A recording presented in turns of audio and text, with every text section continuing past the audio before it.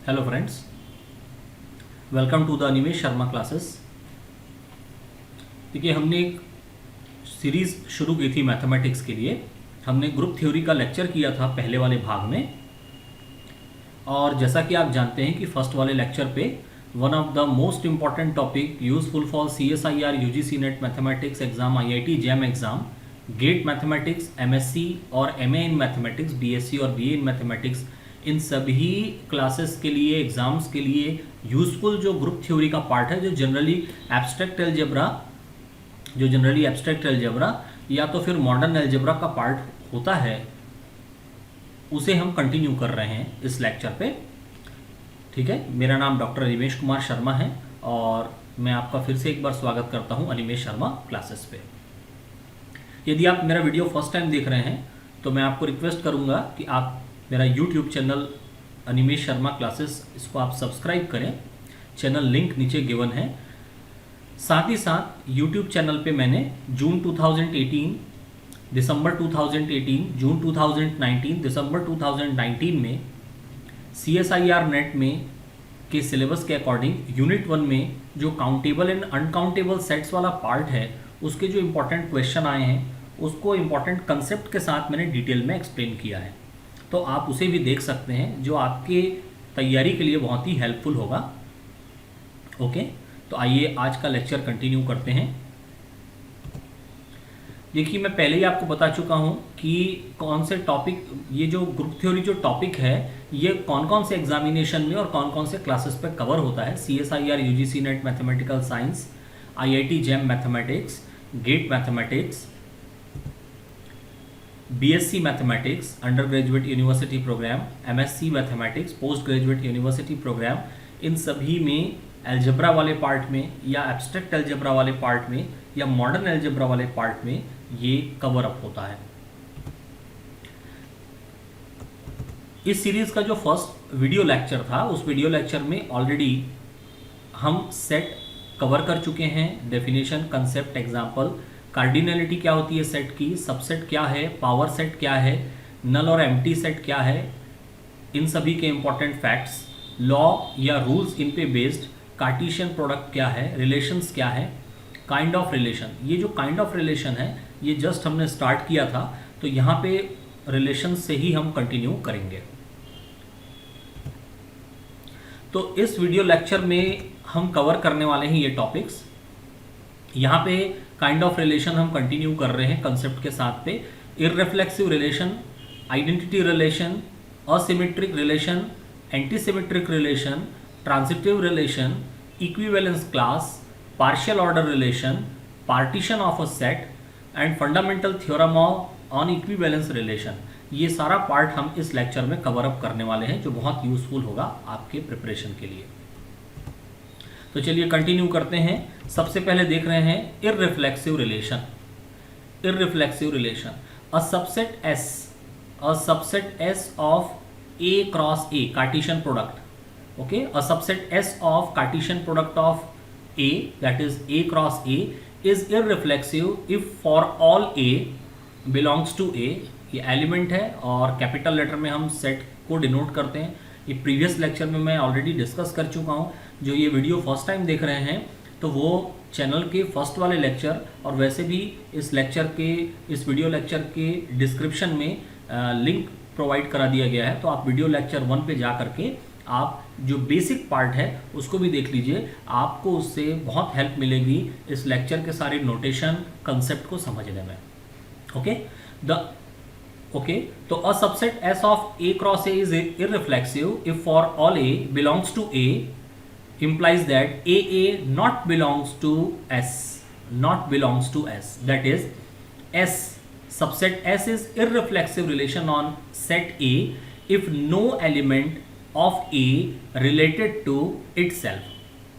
ठीक, रिफ्लेक्सिव कब कहेंगे? रिफ्लेक्सिव तब कहते हैं जब एलिमेंट के लिए A, सपोज A एलिमेंट है तो उसके लिए A वो बिलोंग करना चाहिए सेट के अंदर पे, तो रिफ्लेक्सिव कहते हैं। तो यहाँ पे इररिफ्लेक्सिव में A not belongs to S, उस सेट का मेंबर नहीं होना चाहिए।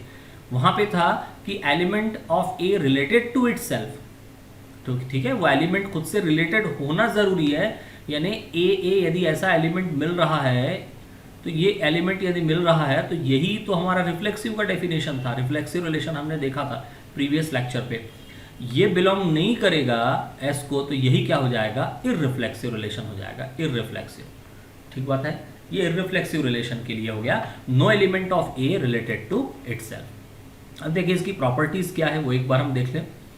Total number of irreflexive relations, total number of irreflexive relation on C, मान लो सपोज सी कोई एक सेट है, नॉन एम्प्टी सेट है जिसपे कि n एलिमेंट है, उसकी कार्डिनलिटी सपोज n है, मतलब उसमें n एलिमेंट है, तो उस कंडीशन पे इररिफ्लेक्सिव रिलेशन हम कैसे डायरेक्टली फाइंड आउट कर सकते हैं, by using this property 2 to the power n square minus n, 2 to the power cardinality of n square minus cardinality of n. Okay, for example number of irreflexive relations on a set, ये suppose मैंने एक set ले लिया K, उस पर 3 elements ले रहे हैं Q W E, 3 एलिमेंट्स हो गए, तो कार्डिनलिटी क्या हो जाएगी, K की 3 होगी, तो n इक्वल टू 3 पुट कर दिया तो हो गया 2 to the power 3 square minus 3, 3 square will be 9, 9 minus 3 will be 6, और 2 to the power 6 क्या हो जाएगा आपका 64। ओके, इसका मतलब ये पर्टिकुलर जो सेट है, सेट K, इसके लिए इररिफ्लेक्सिव रिलेशन का टोटल नंबर कितना होगा, 64। 64 नंबर ऑफ इररिफ्लेक्सिव रिलेशन होंगे सेट K के लिए। सेकेंड इंपॉर्टेंट पॉइंट और property, irreflexive relation is not an exact negation. बहुत इंपॉर्टेंट पॉइंट है, irreflexive relation is not an exact negation, negation नहीं है ये रिफ्लेक्सिव का। That is there exist some relation on set A which are reflexive as well as irreflexive. किसी दिए गए set A पे रिफ्लेक्सिव और इररिफ्लेक्सिव रिलेशन दोनों की कंडीशन जो है वो मिल सकती है, ये रिफ्लेक्सिव रिलेशन का एग्जैक्ट निगेशन नहीं है। Third and another important point, empty relation on empty set. Okay, empty set आपको पता है 5 set where there are no element, okay, is known to be empty set. Empty relation on an empty set is reflexive as well as irreflexive relation, reflexive और irreflexive दोनों होता है। There are relations which are neither reflexive nor irreflexive। ठीक बात है, देखिए दोनों line बिल्कुल अलग अलग चीज़ है। यहाँ पे बात हो रही है empty relation on empty set की, तो empty relation on empty set reflexive as well as irreflexive दोनों होता है, और relations which are neither reflexive nor irreflexive, ऐसी कंडीशन भी पॉसिबल है कि जो भी रिलेशन है वो ना रिफ्लेक्सिव हो और ना ही इररिफ्लेक्सिव हो, ऐसा पॉसिबल है। कैसे, एग्जांपल देखते हैं। ये सपोज एक सेट है जिसकी कार्डिनलिटी 2 है, 2 एलिमेंट इस पे गिवन है H I, ये 2 एलिमेंट्स है। अब इस पे एक रिलेशन डिफाइन किया हुआ है S will be equal to HH HI, तो इसको देख के हमें लगेगा कि भाई रिफ्लेक्सिव है, लेकिन रिफ्लेक्सिव होने के लिए जितने एलिमेंट हैं वो सारे एलिमेंट रिलेट होना चाहिए इटसेल्फ, तो ये इटसेल्फ रिलेटेड केवल H के लिए तो है, I के लिए तो है नहीं। I ये तो गिवन नहीं है यहाँ पे, I not belongs to S। Okay, H है केवल, HH बिलोंग्स टू S, तो यहाँ से रिफ्लेक्सिव दिए लग रहा है, ठीक है। और इररिफ्लेक्सिव के लिए ये एलिमेंट जो है वो S को बिलोंग करना नहीं चाहिए, तो एक तो कर रहा है, दूसरा नहीं कर रहा है, तो ये रिफ्लेक्सिव भी है प्लस इररिफ्लेक्सिव भी है, ठीक है। तो ये दोनों पॉसिबल नहीं है, रिफ्लेक्सिव भी नहीं है और ना ही इररिफ्लेक्सिव है। रिफ्लेक्सिव होने के लिए जैसे H के लिए H रिलेटेड टू इटसेल्फ है, वैसे ही I रिलेटेड टू इटसेल्फ होना चाहिए था, तो रिफ्लेक्सिव हुआ नहीं, ठीक है। केवल एक एलिमेंट रिफ्लेक्सिव को फॉलो कर रहा है, दूसरा एलिमेंट कर नहीं रहा है। इररिफ्लेक्सिव होने के लिए एक भी एलिमेंट ऐसा नहीं मिलना था जो रिलेट करता है इटसेल्फ को, तो I तो नहीं कर रहा है रिलेटेड सेल्फ को, लेकिन H रिलेट कर रहा है इटसेल्फ को, तो ना तो ये रिफ्लेक्सिव है और ना ही ये इररिफ्लेक्सिव। क्लियर हो गई बात? तो ये पॉसिबिलिटी है, there are relations which are neither reflexive nor irreflexive. चलिए सिमेट्रिक रिलेशन की बात करते हैं। इररिफ्लेक्सिव के बाद symmetric relation, a relation S on a set B is called symmetric relation if BA belongs to S whenever AB belongs to S for AB belongs to B। Okay, A और B दोनों element हैं set B के, तो उस पर define किया गया एक रिलेशन S, वो सिमेट्रिक होगा कब, when B A belongs to S, whenever A B belongs to S. और इसको और अदर वर्ड्स में क्या बोल सकते हैं, a relation is symmetric if and only if and only if, यानी एक बिल्कुल इंपॉर्टेंट कंडीशन हो गया, इफ एंड ओनली इफ की कंडीशन है। A is related to B implies that B is related to A. A related to B, so B is related to A. Okay, यानी ऐसा हो गया implies that, और implies and implied by, ये हो गया A or B will implies that B or A, B is related to A. इस तरीके से भी इसको लिख सकते हैं। अब इसकी प्रॉपर्टी समझ लेते हैं, कौन कौन सी प्रॉपर्टी है इंपॉर्टेंट इसकी। फर्स्ट प्रॉपर्टी है नंबर ऑफ सिमेट्रिक रिलेशन, है ना। अभी हमने देखा था number of reflexive relation 2 to the power n square minus n, फिर हमने देखा number of irreflexive relation 2 to the power n square minus n। अब देख रहे हैं number of symmetric relation, number of symmetric relation 2 to the power summation n। ये समझना जरूरी है, समेशन n यानी क्या। तो समेशन n का मतलब यहां पर हो गया कि जितने n तो बताता है कार्डिनैलिटी को, तो सपोज यदि 5 एलिमेंट हैं किसी सेट पे, तो समेशन 5 लेने का मतलब आप अच्छे से जानते हो, 5 + 4 + 3 + 2 + 1 इसकी इक्विवेलेंट होगा। जो वैल्यू आएगी 3 2 5 5 10 4 14 and 1 15, तो ये हो जाएगा 2 to the power 15। इस तरीके के इस फॉर्म में आएगा। सपोज यदि 5 है तो 2 है तो वैसा ही होगा, 3 है तो वैसा ही होगा। तो ये ध्यान पे रखेंगे कि ये कैसा कैलकुलेट होने वाला है। Okay, for example number of symmetric relations on set A. Set ए पे सिमेट्रिक रिलेशन किस तरीके से होगा, यदि सेट ए डिफाइन है 3 1 2, तो 3 एलिमेंट है, तो कार्डिनलिटी क्या होगी 2 to the power समेशन 3 होगा। समेशन 3 का मतलब क्या हो गया 3 + 2 + 1, और ये क्या हो गया 3 2 5 1 6 2 to the power 6, और 2 to the power 6 की वैल्यू किसके बराबर होती है 64 के बराबर होती है। इसका मतलब नंबर ऑफ सिमेट्रिक रिलेशन, ये जो सेट ए डिफाइंड है यहाँ पे, इसमें नंबर ऑफ सिमेट्रिक रिलेशंस कितने होंगे 64 होंगे। क्लियर है। तो ये फॉर्मूला बिल्कुल याद रखेंगे। नंबर ऑफ रिलेशन हम इजीली फाइंड आउट कर सकते हैं यदि हमें कार्डिनलिटी पता है सेट की, नंबर ऑफ एलिमेंट उसमें गिवन है, कार्डिनलिटी पता है, n यदि पता है, तो हम easily number of symmetric relation भी बता सकते हैं, नंबर ऑफ इररिफ्लेक्सिव रिलेशन बता सकते हैं यदि उस पर डिफाइन है तो, और नंबर ऑफ रिफ्लेक्सिव रिलेशन भी बता सकते हैं। Now the another property, empty relation is always symmetric relation on any set A as but there doesn't exist any A B belongs to S such that B A not belongs to S.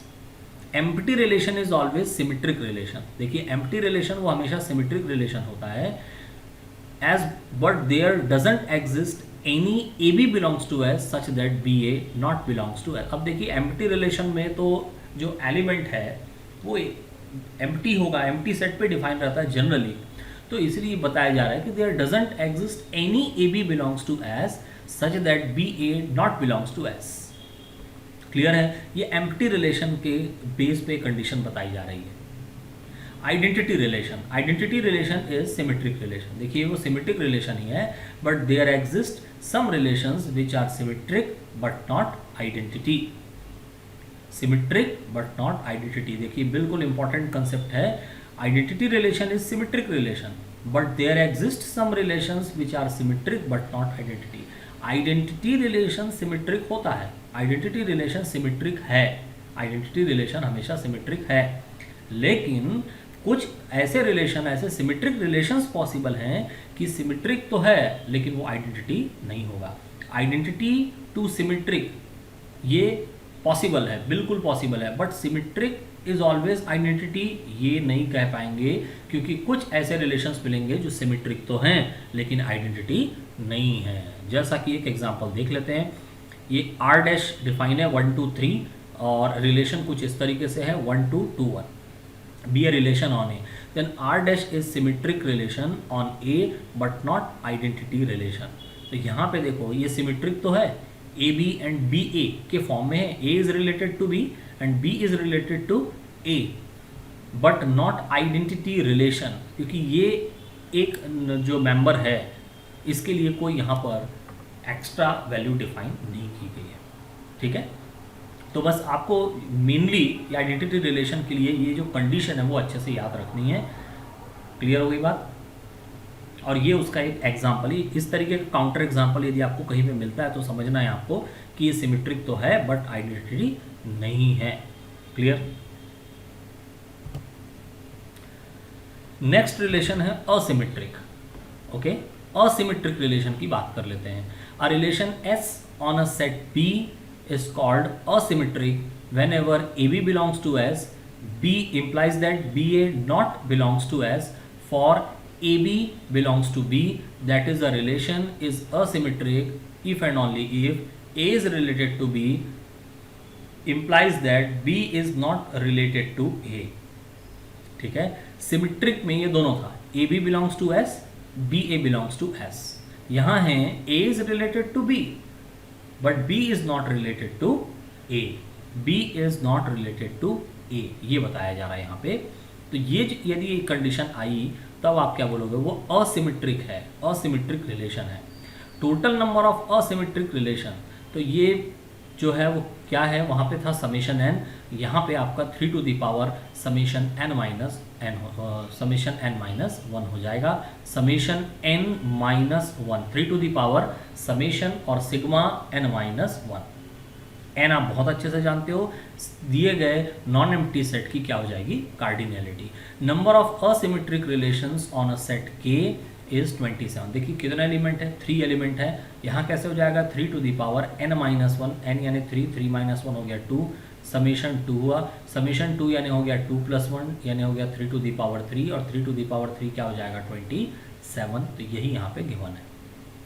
तो number of asymmetric relation, हम किसी given set की cardinality पता होने पे हम asymmetric relation कितने होंगे ये डिफाइन कर सकते हैं। ये रहा उसका formula, 3 to the power summation n minus one. Asymmetric relation is not an absolute negation of symmetric relation. Okay, asymmetric relation is not an absolute negation of symmetric relation. ये भी absolute negation नहीं है symmetric relation का। Empty relation is both asymmetric as well as symmetric. जो empty relation होता है वो asymmetric और symmetric दोनों हो सकता है। A non-empty relation can't be both. Asymmetric as well as symmetric. देखो एम्प्टी रिलेशन दोनों होगा, असिमेट्रिक भी और सिमेट्रिक भी, तो दोनों होगा। लेकिन कोई नॉन एम्प्टी रिलेशन गिवन है तो वो दोनों नहीं हो सकता, या तो वो असिमेट्रिक की कंडीशन फॉलो करेगा या तो वो सिमेट्रिक की कंडीशन फॉलो करेगा। कांट बी बोथ, दोनों नहीं हो सकता। क्लियर है? A relation can be neither symmetric nor asymmetric, और ज़रूरी नहीं है कि हर रिलेशन जो है वो सिमेट्रिक या असिमेट्रिक की कंडीशन को फॉलो करेगी। ऐसा भी रिलेशन पॉसिबल है कि ना तो वो सिमेट्रिक होगा और ना ही वो असिमेट्रिक होगा। A non empty reflexive relation can't be asymmetric. एक नॉन एम्प्टी रिफ्लेक्सिव रिलेशन जो है वो असिमेट्रिक जो है वो नहीं हो सकता। क्लियर है? तो ये पॉइंट्स बिल्कुल अच्छे से, इंपॉर्टेंट पॉइंट को आप बिल्कुल अच्छे से ध्यान पे रखेंगे, जिसके बेस पे हम क्वेश्चंस को सॉल्व करेंगे और कंडीशंस के बेसिस पे हम क्वेश्चन के आंसर सही तरीके से दे सकते हैं। बिल्कुल छोटे छोटे पॉइंट है, बिल्कुल कंफ्यूज नहीं होना है। ठीक है? और स्पेशली ये number of relation find out करने का जो ये न्यूमेरिकल एक्सप्रेशन है वो बहुत अच्छे से हमको याद रखना है। अब आ जाते हैं next relation, anti symmetric relation पे आ जाते हैं। एंटी सिमेट्रिक रिलेशन, असिमेट्रिक था प्रीवियस वाला, उसके प्रीवियस वाला सिमेट्रिक था। ठीक है? और उसके पहले इररिफ्लेक्सिव हमने देख रखा है। अब देख रहे हैं anti symmetric relation. A relation S on a set A is called anti symmetric relation if A B belongs to S and B A belongs to S implies that A equal to B. Okay, A B belongs to S, B A belongs to S, है ना, relation है। S क्या है, relation है। A be contain कर रहा है इस पे, बी ए भी कंटेन कर रहा है इस पे, implies that A will be equal to B for A B belongs to A. A और बी दोनों मेंबर है किस सेट के, नॉन एम्प्टी सेट ए के। ठीक? Number of anti symmetric relations on A, अब ये कैसे डिफाइन हो रहा है, तो देखिए आप 2 to the power n and 3 to the power summation n minus one. ठीक है? 2 to the power n, 3 to the power summation n minus one. जैसे एग्जाम्पल के तौर पे देखते हैं, number of anti symmetric relations on set A. ये जो सेट ए है इस पे कितने number of anti symmetric relations जो है वो निकाले जा सकते हैं। तो 1 2 3, यहाँ पे 3 एलिमेंट गिवन है। कार्डिनलिटी क्या हुई, n इक्वल टू 3। तो यहाँ पे हो जाएगा, आप देखो 2 टू दी पावर 3 होगा, इंटू हो जाएगा 3 to the power 3 minus 1, 3 minus 1 यानी 2, तो 3 टू दी पावर हो गया आपका summation 2।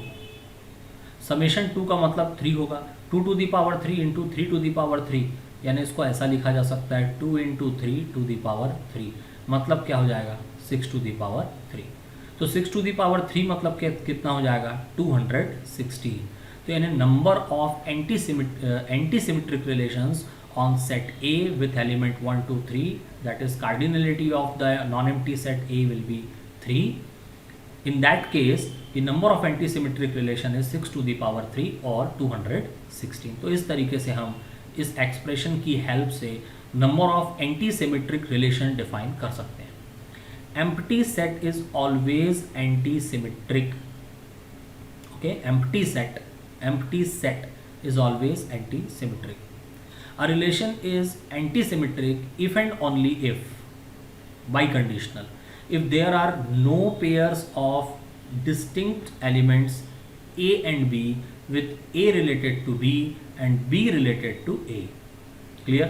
A relation is anti-symmetric if and only if there are no pairs of distinct elements A and B with A related to B and B related to A.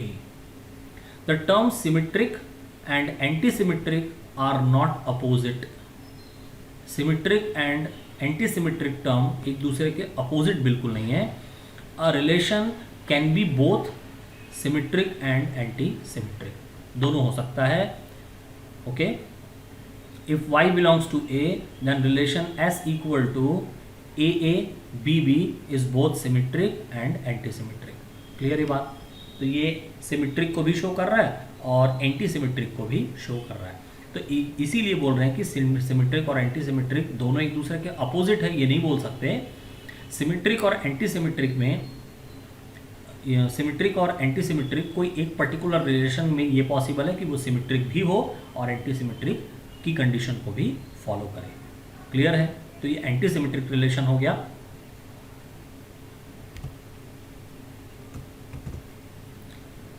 Next देखते हैं every asymmetric relation.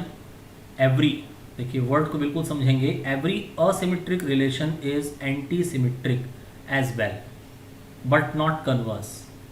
जो भी asymmetric relation है वो सारे asymmetric relation anti symmetric relation होंगे। Every asymmetric relation is anti symmetric. सारे asymmetric relation anti symmetric relation है as well but not converse. लेकिन सारे एंटी सिमेट्रिक यानी एंटी सिमेट्रिक रिलेशन की कंडीशन फॉलो हो रही है, कोई non empty set anti symmetric relation को फॉलो कर रहा है, तो ये ज़रूरी नहीं है कि वो असिमेट्रिक हो। ठीक है, उस converse is not true but not converse. Every asymmetric relation is anti symmetric as well but not converse. Let's see, C equal to 1 2 3 and R relation जो डिफाइन है 1 1 2 2 be a relation on C, then R is anti-symmetric। Anti-symmetric तो है but not asymmetric. ये anti-symmetric को तो follow कर रहा है। A equal to B condition बिल्कुल फॉलो हो रही है। ठीक है, A equal to B anti-symmetric तो है बट नॉट असिमेट्रिक, लेकिन असिमेट्रिक की कंडीशन जो है वो फॉलो नहीं हो रही है। क्लियर है? तो बिल्कुल डेफिनेशन, उसके कंसेप्ट को हम अच्छे से समझ के रखेंगे, प्रॉपर्टीज हमको ध्यान पे रहेंगी, तो हम symmetric, asymmetric, anti symmetric, reflexive, irreflexive इन रिलेशन को आसानी से पहचान सकते हैं। One of the most important relation generally जिसका एग्जामिनेशन में ज़्यादा यूज होता है, a relation S on a set A is called transitive if AB belongs to S and BC belongs to S then AC belongs to S। यानी A related to B, B related to C, then A is related to C for all A B C belongs to A, जिसमें कि ये तीनों element किसके, ये जो set है A उसके एलिमेंट होंगे।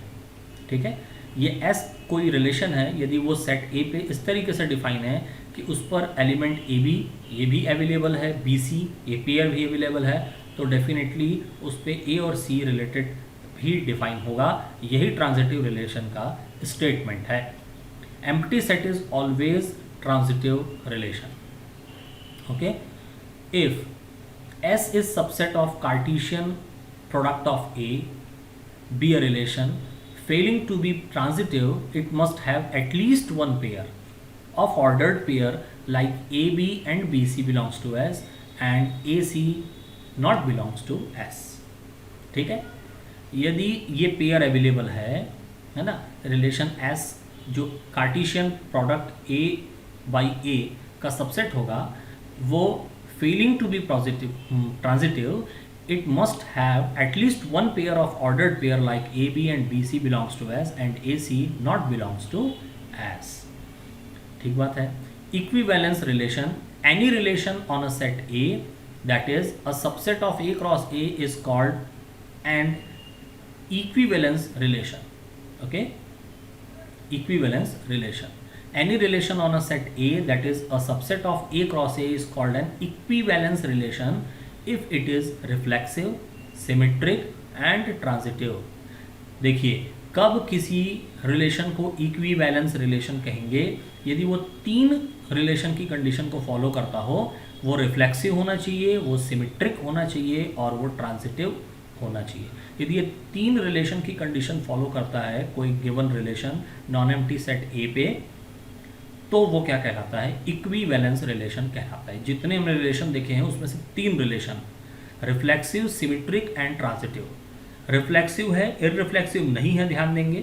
सिमेट्रिक है, एंटी सिमेट्रिक या असिमेट्रिक नहीं है, और ट्रांजिटिव है। तो ये तीन रिलेशन यदि कोई रिलेशन फॉलो कर रहा है, कोई सेट फॉलो कर रहा है, तो हम उसे इक्विवेलेंस रिलेशन कहेंगे। Now equivalence class, let S be an equivalence relation on a set A and A belongs to set A. Let S be an equivalence relation on a set A and A belongs to A, then the set defined and denoted as CL of A is equal to X belongs to A such that XA belongs to S. X pair XA belongs to S is called an equivalence class of A belongs to A by the relation S. देखिए equivalence class किस तरीके से define हो रहा है? Let S be an equivalence relation. S एक equivalence relation है, मतलब S जो है ये सिमेट्रिक कंडीशन, साथ में रिफ्लेक्सिव की कंडीशन और ट्रांजिटिव कंडीशन को फॉलो कर रहा है, यानी इक्विवेलेंस रिलेशन है। किस पे? सपोज सेट ए पे डिफाइन है और सेट ए का एक एलिमेंट सपोज ए है, then the set defined and denoted as class of A, ये क्लास CL शॉर्ट फॉर्म है, class of A defined as X belongs to A such that XA belongs to S is called an equivalence class of A belongs to A by the relation S. The equivalence classes are either disjoint or identical. या disjoint होंगे या तो identical होंगे। Equivalence class are either disjoint or identical. Quotient set. Let A be any non-empty set and this sign be equivalence relation on A, negation का sign है, then the set of all equivalence classes corresponding to the relation equivalence is called quotient set. This quotient set is denoted by this, that is the quotient set will be equal to equivalence classes corresponding to the relation on set A. Clear है? ये equivalence relation को show कर रहा है। ठीक है, यहाँ पे ये जो सिंबल है बी इक्विवेलेंस रिलेशन ऑन ए, ये सिंबल यहाँ पे इक्विवेलेंस रिलेशन को शो कर रहा है। इसी को हम निगेशन के लिए भी यूज़ करते हैं, लेकिन यहाँ हम इसमें क्लास को यूज़ कर रहे हैं। Okay, then equivalence class of equivalence class with quotient set A will be equal to equivalence classes corresponding to the relation equivalence on set A. इस तरीके से डिफाइन है आपका quotient set. ठीक है, आने वाले लेक्चर पे इन सभी के छोटे छोटे प्रॉब्लम्स लेंगे जिससे कि हमको जो डिफाइन किया गया है प्रॉपर्टी वो अच्छे से क्लियर हो जाए। सबसे पहले नोटेशन को समझना, प्रॉपर्टी को समझना और इसके डेफिनेशन को हमें ध्यान रखना ज़रूरी है। आगे आ जाते हैं पार्शियल ऑर्डर रिलेशन पे। Any relation on a set B that is a subset of B cross B is called partial order relation if it is reflexive, antisymmetric and transitive. अब देखिए एक कंडीशन चेंज हो गई, एक condition change हो गई। Equivalence relation में reflexive, symmetric and transitive की कंडीशन होती है। अब पार्शियल ऑर्डर रिलेशन के लिए रिफ्लेक्सिव, एंटीसिमेट्रिक एंड ट्रांजिटिव होना चाहिए। बस एक कंडीशन चेंज हो गई, मिड वाली कंडीशन में सिमेट्रिक के प्लेस पे antisymmetric. Any relation on a set B, B कोई नॉन एम्प्टी सेट है, a subset of B cross B is called a partial order relation if it is reflexive, antisymmetric and transitive. The set B with partial order relation R is called poset. ये जो set होगा, जो partial order relation जिस पर define है, जो condition को follow करेगा, वो सेट B क्या कहलाएगा? Poset, partial ordered set and denoted by B R, और उसको डिनोट करेंगे B विथ R, जहाँ R है रिलेशन और B है सेट। कैसा सेट? पोसेट, ऐसा सेट जिसपे पार्शियल ऑर्डर रिलेशन डिफाइंड है या जो पार्शियल ऑर्डर रिलेशन को होल्ड करता है। Clear? Example, divisibility is partial order relation over set of natural number. जो डिविजिबिलिटी प्रॉपर्टी है over set of natural number, वो पार्शियल ऑर्डर रिलेशन की कंडीशंस को फॉलो करता है। मतलब वो रिफ्लेक्सिव भी है, वो एंटीसिमेट्रिक भी है और वो ट्रांजिटिव भी है। Now partition of a set, let A be a set and A1, A2, A3, A4, A5 up to n are subsets of A, then the collection of these subsets defines a partition of A if they are disjoint. Disjoint की meaning क्या होगी? AI intersection AJ equal to 5, null set. ठीक है, कोई common element नहीं होना चाहिए। For all I not equal to J and A will be equal to union I equal to 1 to n AI। For example A equal to 1 2 3 4, ये set suppose define है। अब late A1 A2 B subsets, इसके दो subsets लेते हैं। A1 मैंने ले लिया 1 2, फर्स्ट टू एलिमेंट, और लास्ट टू एलिमेंट ले लिया A2 3 4। Then A1 A2 forms a partition. क्यों? क्योंकि A1 इंटरसेक्शन A2 आप करोगे तो कुछ भी कॉमन एलिमेंट नहीं है, डिसजॉइंट हुआ, ये वो कंडीशन हो गया। क्लियर है? और आप यूनियन फाइंड आउट करोगे तो A equal to A1 union A2 आपको मिल जाएगा। तो यूनियन के फॉर्म में लिख पा रहे हैं I इक्वल टू 1 to 2, दो फॉर्म है, इसको लिख सकते हैं आप इस तरीके से, union I equal to 1 to 2 और AI, इस फॉर्म में एक्सप्रेस आप कर पा रहे हो। इसको यूनियन ले रहे हो तो आप इस फॉर्म पे एक्सप्रेस कर पा रहे हो, यूनियन के फॉर्म पे। और जब उसका इंटरसेक्शन ले रहे हो सेट का, तो उस कंडीशन में आपको क्या मिल रहा है? दोनों डिसजॉइंट है, कोई कॉमन एलिमेंट नहीं मिल रहा है। तो ऐसे कंडीशन फॉलो करने वाले जो सबसेट्स हैं सेट ए के, उन्हें क्या बोला जाता है? Partition of set. ठीक बात। Now statement of fundamental theorem on equivalence relation. ठीक, every equivalence relation on a set partitions the set into disjoint subsets. These subsets are called equivalence classes and conversely every equivalence relation, देखिए every word use किया है, every equivalence relation on a set partitions the set into disjoint subsets. These subsets are called equivalence classes and conversely. ये बिल्कुल standard statement है किसका? Fundamental theorem on equivalence relation, जिसमें बात की गई है किसकी? पार्टीशन ऑफ सेट की, वो हम समझ गए। डिसजॉइंट की, ये भी हम समझ गए। इक्विवेलेंस रिलेशन की, ये भी हम समझ गए। ठीक है, सबसेट्स की, ये जो सबसेट है, ये जो पार्टीशन ऑफ सेट में हमने देखा, ये इक्विवेलेंस क्लास कहलाएंगे। और सारे इक्विवेलेंस रिलेशन में ये पॉसिबिलिटी होती है। ये fundamental theorem on equivalence relation का स्टेटमेंट डिनोट और डिफाइन कर रहा है।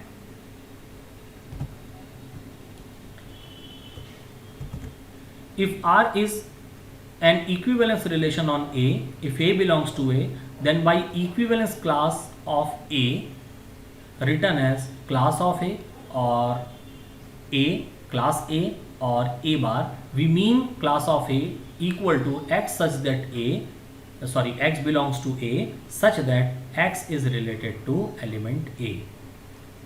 ओके, तो ये इक्विवेलेंस क्लास को इस तरीके से डिनोट किया जा सकता है, क्लास A और आपका ब्रैकेट के साथ पे ये भी क्लास ऑफ A का एक नोटेशन हुआ, और A बार इस तरीके से भी इसको डिफाइन कर सकते हैं इक्विवेलेंस क्लास के लिए। तो ये सारी चीज़ें थी जो आज हमने डिस्कस की। एक बार अच्छे से पूरा रीड कर लीजिएगा, ठीक है। अभी हम बेसिक कंसेप्ट देख रहे हैं। ग्रुप थ्योरी को समझने के लिए ये सारे छोटे छोटे कंसेप्ट बहुत इंपॉर्टेंट है, क्योंकि ग्रुप थ्योरी में ये सारे वर्डिंग डायरेक्टली आएंगे। इक्विवेलेंस क्लास का कंसेप्ट बीच में आ सकता है, बीच में set, subset, reflexive relation, symmetric relation, anti symmetric relation, asymmetric relation, number of symmetric relation, number of reflexive relation, ये सारे यूज़ हो सकते हैं। तो एक बार जब हम इनकी प्रॉपर्टी को जानते रहेंगे तो उन क्वेश्चंस को समझना, उन कंसेप्ट को समझना हमारे लिए आसान होगा। तो ये सारे बेसिक कंसेप्ट हम अभी देख रहे हैं, और उसके बाद फिर हम सीधे ग्रुप पे आ जाएंगे। जब हमारा बेसिक कंसेप्ट एक बार कवर हो गया, फिर आसानी से चीज़ों को समझ सकते हैं, ठीक है। आप इसका नोट बनाते चलिए, शॉर्ट में आप नोट करते चलिए। जब आप 1 टाइम 2 टाइम इसको रीड करेंगे तो चीज़ें आसान भी लगेंगी, और साथ में आपको चीज़ें बेहतर तरीके से याद होते भी जाएंगी। आई होप आपको ये अच्छे से क्लियर हुआ होगा। इससे पहले भी एक वीडियो लेक्चर ऑलरेडी अवेलेबल है ग्रुप थ्योरी का, तो जो इस वीडियो को देख रहे हैं, जो मेरा फर्स्ट वीडियो नहीं देखे हैं, तो मैं उनको सजेस्ट करूंगा कि आप जाकर डेफिनेटली मेरा फर्स्ट वीडियो लेक्चर आप देख लीजिए। और इसके अलावा मेरे यूट्यूब चैनल पे ये लेक्चर भी अवेलेबल है। जून 2018, दिसंबर 2018, जून 19, दिसंबर 19 के countable uncountable set related question concept के साथ, यानी डिटेल में मैंने उनके पूरे 4 ऑप्शन को डिस्कस किया हुआ है, जिससे कि आपको छोटे छोटे कंसेप्ट क्वेश्चन के साथ साथ में समझ में भी आए, और साथ में आप एग्जामिनेशन क्वेश्चन है तो वो इम्पॉर्टेंट फैक्ट वैसे भी हो जाता है, तो आप उन्हें भी देख सकते हैं। तो ज़्यादा से ज़्यादा लाइक कीजिए, शेयर कीजिए, सब्सक्राइब कीजिए मेरे यूट्यूब चैनल को। YouTube channel name Animesh Sharma classes है, ये चैनल लिंक गिवन है, ठीक है। तो आने वाले लेक्चर्स पे मैं और आपको बेहतर तरीके से ग्रुप थ्योरी के बारे में डिटेल में आपको एक्सप्लेनेशन, साथ में इस तरीके से नोट्स के फॉर्म पे आपको स्टडी मटेरियल भी प्रोवाइड करूँगा। ओके, तो thank you very much for this lecture. अगले लेक्चर पे मिलते हैं। Thank you.